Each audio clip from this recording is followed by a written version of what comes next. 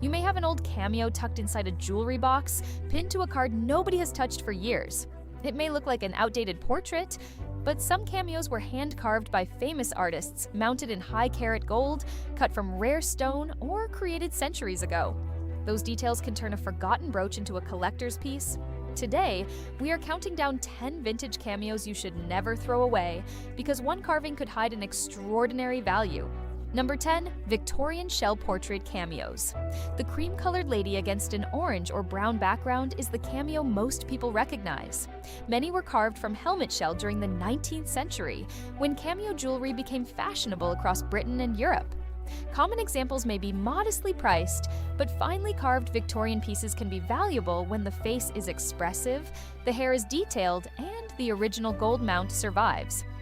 Examine the nose, lips, curls, jewelry, and clothing. Flat, repetitive features can indicate later machine production, while deep undercutting and small tool marks may suggest handwork. Unusual mythological figures or complete scenes are often more desirable than basic profiles. Never scrub, soak, or chemically test shell. It is delicate, and even a hairline crack can sharply reduce value. Number 9. Victorian lava cameos. Lava cameos often appear gray, brown, beige, or nearly black, so families sometimes mistake them for molded costume jewelry. 19th century travelers bought them in Italy as grand tour souvenirs, especially around Pompeii and Mount Vesuvius. The softer material allowed carvers to create dramatic high-relief portraits, flowers, and classical figures. A single ordinary piece may be affordable, but matching bracelets, necklaces, earrings, or complete sets are harder to find. Collectors look for detailed carving, original mounts, unusual colors, and groups that remain together. Check the edges for chips because lava can be fragile. If several connected cameos form a bracelet, do not separate them. The complete Victorian jewel may be far more desirable than its individual panels. Number 8. Coral cameos. Coral cameos appear in salmon, pink, red, and orange tones, and their smooth surfaces can make them look modern. Victorian artists carved coral into bacchantes, classical women, angels, flowers, and mythological figures. Older pieces may be mounted in engraved gold, seed pearls, or diamonds. Value depends on carving quality, size, color, condition, and the mount. Deep relief with a lively expression is usually more collectible than a shallow generic profile. Because coral is organic, it may show wear, dryness, or small surface changes. Never polish it aggressively or expose it to household cleaners. Modern trade in certain coral species is regulated, so identification and documentation can matter during resale. Have an antique coral cameo examined before assuming it is plastic or resin. Before we reveal the 7 most valuable types, subscribe to the channel and tell us whether your family owns an old cameo. Photograph the front, reverse, clasp, frame, and every tiny mark. Those details can help an expert identify its material, age, and maker. Share this video with someone who loves estate sales or inherited jewelry, because the cameo they nearly donated could be the one serious collectors are searching for. Number 7. Wedgwood jasperware cameos. Blue and white Wedgwood-style cameos are sometimes dismissed as cheap ceramic decorations because the designs are molded rather than carved. Genuine antique jasperware cameos appeared in blue, green, black, lilac, and other colors, usually with raised white classical figures. Some were mounted in gold, silver, or cut steel as brooches, pendants, rings, and bracelets. Look on the reverse for impressed marks, letters, numbers, and signs of age. But remember that the Wedgwood name alone does not guarantee a fortune. Rare colors, early production, unusual subjects, important mounts, and complete sets attract greater interest. Many companies copied the appearance, so a ceramics or jewelry specialist may need to study the body, relief, mark, and mounting together. Number 6. Mourning cameos in jet, onyx, or black glass. A black cameo may appear gloomy, but it can carry important Victorian history. After Prince Albert died in 1861, mourning jewelry became especially prominent, and dark materials were used for brooches, lockets, pendants, and portraits. Some contain memorial inscriptions, woven hair, initials, dates, or photographs behind the cameo, making the hidden reverse as important as the front. Whitby jet is lightweight and capable of a high polish, but black glass and molded substitutes were also common. Never use destructive scratch, heat, or chemical tests. Instead, search for original compartments, engraved information, gold fittings, and family documentation. A mourning cameo connected to a named person or event may interest collectors more than an anonymous black brooch. Number 5.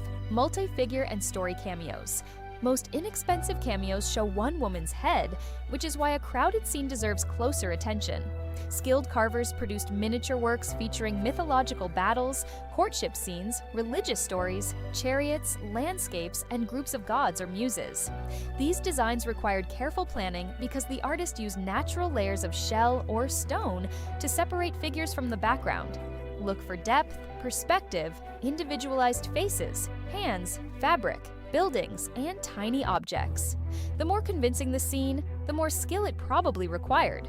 Major auction houses distinguish detailed narrative carvings from ordinary profiles. Condition remains critical. One missing nose, chipped arm, or repaired crack can change value. Never dismiss a complex cameo because its frame looks tarnished. The carving may be its most important feature. Number 4. Complete cameo bracelets, necklaces, and parures. One cameo brooch may be common, but a complete 19th century group can be another story. Fashionable families owned bracelets made from linked portraits, necklaces with graduated cameos, and parures combining brooches, earrings, bracelets, and pendants. Over generations, these sets were divided among relatives, converted, or lost, making intact groups harder to find. Check whether the portraits share the same material, carving style, subject, border, and mount. A group depicting philosophers, Roman rulers, family members, or mythological characters may have been designed as one program. Original fitted cases can add historical appeal. Never remove cameos from a bracelet or melt the gold before obtaining a specialist valuation. The artistic and historical importance of the complete jewel may exceed its scrap value. Number 3. Signed artist cameos. A tiny carved name on the edge or reverse can transform decorative jewelry into a documented work of art. Important Italian carvers included Tommaso Saulini, Luigi Saulini, Giovanni Noto, Giuseppe Girometti, and members of the Kerbara family. The Saulini workshop produced royal portrait commissions, and signed pieces still appear at major auctions. Signatures may follow the curve of a shoulder, neckline, or border, making them easy to miss. Use magnification and side lighting, but never scrape dirt away with a pin. A name still requires authentication because signatures can be copied or added later. Specialists compare lettering, subject, technique, mount, and documented examples. If your cameo carries a readable artist's signature, stop cleaning it and consult someone experienced with engraved gems. Number 2. Agate, sardonyx, and other hardstone cameos.